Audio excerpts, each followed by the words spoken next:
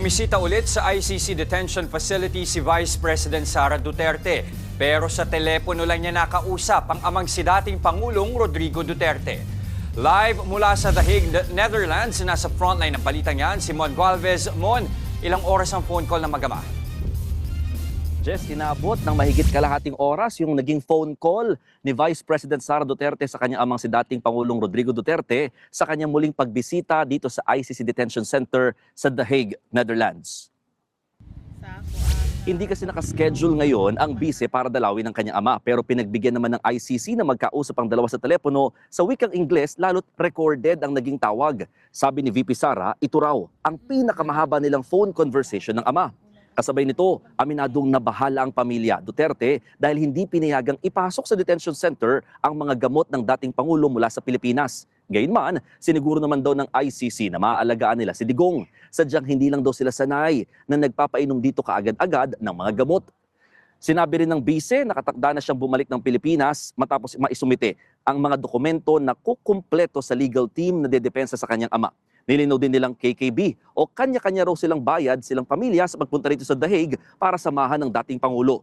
Hindi raw sila tatanggap na anumang donasyon at kung kakailanganin, magbebenta na lang ng mga gamit para may mapaimbayad o may pambayad o panggastos. Dagdag pa ng bise, hindi na siya umaasang makakakuha ng hustisya sa ginagawang investigasyon ng Senado sa nangyari kay dating Pangulong Duterte. Pero sana raw, hindi na ito mangyayari pa sa ibang Pilipino.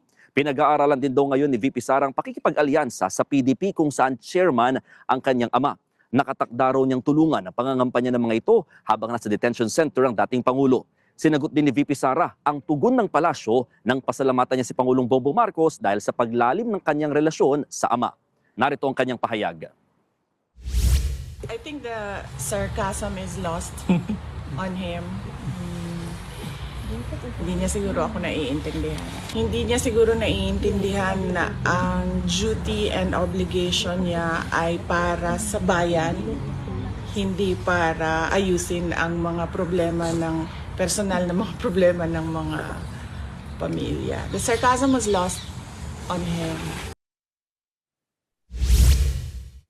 Few hours makalipas ang pagbisita ni Vice President Sara Duterte, dumating naman dito yung nakaschedule talaga ngayong araw na mag-inang sina Hanilet Avancenia at anak na si Veronica Kitty Duterte. At nakipag-usap din sila at nakipag-mingle sa mga Pilipinong nandito pa rin, nag-aabang sa labas ng detention center ng ICC. Nakatakdang pumalit kay VP Sara dito sa pagbabantay at pagsama sa kanyang ama dito sa The Hague, si Congressman Paulo, pero wala sila binigay ng confirmation kung kailan mangyayari yan sa mga darating na araw. Jess. Nagulat live mula sa The Hague, Netherlands. Maraming salamat, Mon Galvez. Mga kapatid, Ed Lingaw po, maging maalam at may pakialam sa mga napapanahong balita sa ating bansa.